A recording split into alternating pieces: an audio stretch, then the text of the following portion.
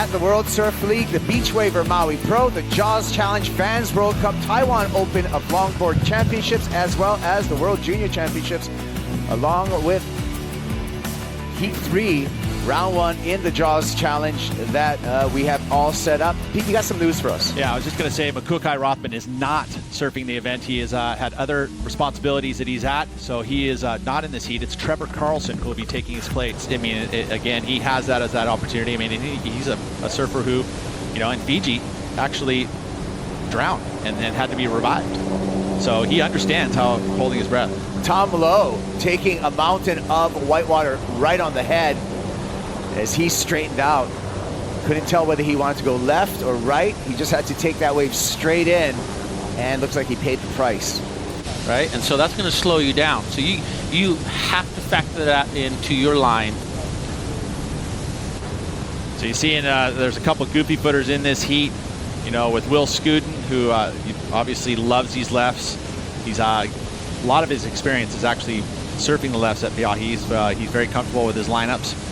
Also goes right as well, but I mean, again, seizing that opportunity when you're probably not going to have to compete as much for those waves. It's really your door in if you're not already one of the exactly guys. And examples being is that Jojo Roper is a prime example. Last year he just went to every single swell that he saw all over the globe and performed there and sent every one of his waves to the Big Wave Awards and got himself in. Aaron Gold's been a performer here at Jaws, and this is Aaron Gold taking off, and as he does, kicks out in control.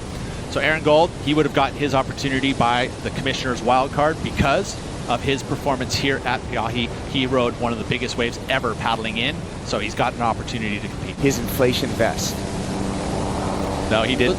It almost looks like he's not wearing one right now, and I know that's not that uncommon for him. And he does a lot of the events. Guys being able to go, you know, on each event has 24 surfers, and each event's going to have different surfers that are going to be competing, because we have event wild cards as well as the 15 permanent surfers that are in every season. Here's Makukai's replacement. That was Trevor Carlson, and he just got eaten up on the takeoff with his signature black and white horizontal stripe boards that we see him ride. And just to recap the current standings, Tom Lowe is in the lead right now. He's in the white jersey outside. Will Skudin in the black jersey, currently in second place. This is live with Kai Lenny.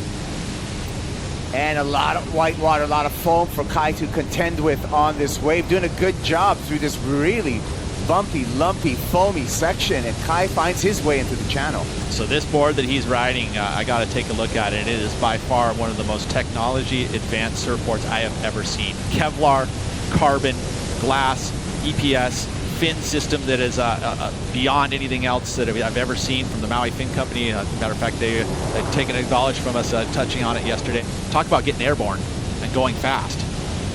Well, if anybody's going to be able to handle that air, it's going to be Kai, with his familiarity from kiting this place, from windsurfing this place, foiling this place, surfing, be it toe-it or prone. He is extremely familiar with getting air from going off the back of a bump, staying centered so that you stay on top of the board and the wind almost holds the board against your feet, and then landing, as we saw on that off the lip that he did yesterday during the tow session. His big wave sessions, without the inflatable vest, so really taking it old school. Well, he has it. He just chooses not to use it until a last resort. Going up the face of the wave and the wave at the same time, because if you get stuck on the backside of one of those giant wind chop, he's a bit of a daredevil, obviously, but he loves skydiving, so he lives on He did a little skydiving just now out at Jaws with no parachute. Kai Lenny showing no problem here, just gliding into this wave and actually going to get a nice top turn. With a little rail grab. Yeah, Lenny looking very, very confident in this heat. Well, and again, it's his confidence in the preparation of his equipment. I mean, if he knows he's going to go out in the heat, he'll go out and ride this surfboard in 4-foot surf before out here at Piahi and do an amazing job. And so he, again, is one to watch. And I think that because of his ability on so much different equipment, that he is just comfortable, even though he doesn't have to ride it every day. But when he knows that he has to, he'll go out on it and get familiar with it. I mean, when you spend that much time in the water to make our fins, you guys had right? knives on the bottom of your tow boards. We had sushi knives, and unfortunately, that's what would happen if that fin hit you. You would be sushi. That's that wind. That wind is making it impossible to get down the face. Rothman. As Koa does it. Well, that's wave number 2, right? So it had a little smoother face. Back to what you said about Greg Long, anticipating that the first wave will come through, clean up the lineup, and it's the second and third ones that you're going to want to ride. And there's a perfect example of why. Smart surfing by Rothman. Brutal beating given to Trevor Carlson. We'll see how he comes up from that. I think he broke his board. Been working on Kai's fins, and like I said, his board, one of the most technically advanced surfboards ever seen. Every component of that board, cutting edge. Cutting edge. I mean, it literally is bulletproof. He has Kevlar on the surfboard. I mean, you shoot that thing, the bullet's going to stop. So he had the critical drop. He's able to get to the channel and kick out. Here's Aaron Gold. And Aaron, taking a board to the chin and again getting blown off the top of that wave. So Pete, to your point, it looks like these surfers are going to have to be right under the hook. And making it so difficult, and that's why we've seen some of the spectacular wipeouts we have. It's like Will Skudin tried to get into that one, but had to battle the wind, unable to drop down that wave face. Yeah, it's not getting any easier. You know, you've got to put yourself in a very, very scary position in the lineup to even catch these waves. You know, it's not that easy glide in from you know, a big board and paddle as fast as you can and maybe have it pick you up. It's you have to be underneath it. Who's going to win that QS? You know, and the qualifiers are going to be decided. Yeah, I'm going to be texting you on some math for those qualification scenarios, Peter, because you're so good at that. Here we see, it's like Aaron Gold just trying to get a score on the board. He's coming back from, you know, having to bail his board and just get a big jaws wave right on top of the head. So it looks like Aaron's just trying to get back into the game. He's in a good position to move up, and carrying only a .43 as backup. Rothman easing into this wave back against the wall, and he is going to get rid of that 0.37 that he has in his score line, and he's going to further increase his position in second place. A 1.91 would put Rothman into first place. And he'll make it look like it's a 6-foot board the way he throws it around. So that's, I think, with that knowledge, with that experience, he is going to push his performance level. This is Tom Lowe finding a left and launching into it.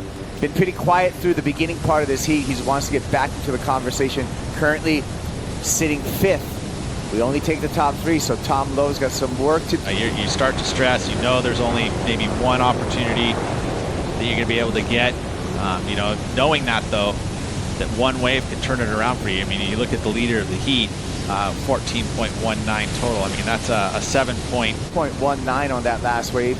And it looks like we're finishing up with Rothman on the right, who jumped into the lead on his previous wave. A 2.33 checked in for Rothman.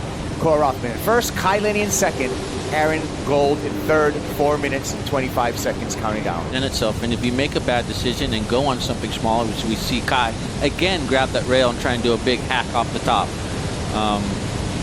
he's looking good. He's looking how I would expect him to come out and take advantage of his local knowledge, all of his preparation, and that session yesterday that I think really shifted his mentality to a more performance strip of surfing. And as that preparation, you know, you want to kind of showcase a point of difference, you know, and if you can showcase maneuvers and doing turns and no one else is, you're going to have that point of difference, and the judges have to take notice. We're going to see Kai actually increase his performance and start taking more chances as competition rolls on. Here's our defending champ. He's going to be in the next heat. That was Ian Walsh getting into position. Tom Lowe, live action here. And Lowe looking to the left, now going right. Not a lot of offer for that wave for Tom Lowe. No, but he had to, with this amount of time left in the heat, he's got to do something. But, I mean, at some point you got to pull the trigger, right? Will Skudin's pulling the trigger on this left, bouncing through the bottom here, holding on to a bottom turn. But back to what we were discussing, Pete, that patience that comes with experience and age is so hard when everything is telling you, I need a wave, I gotta go, to get back in the game.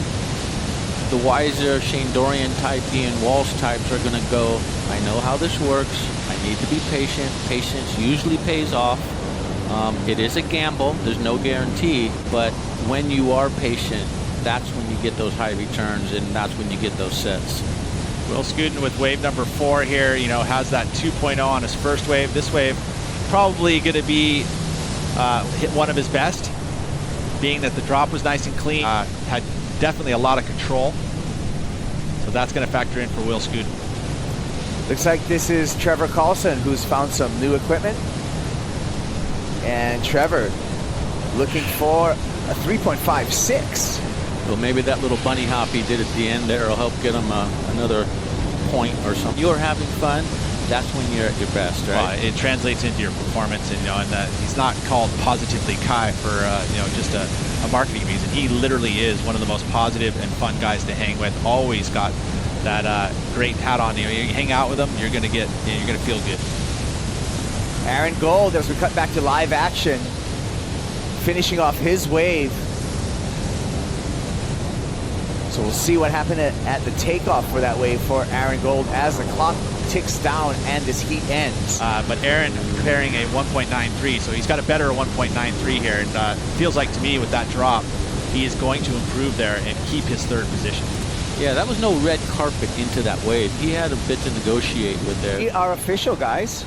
Rothman, Kai Lenny, and Aaron Gold will be moving on into semifinal number 2. Who's going to join them in semifinal number 2? We're going to find out when we return.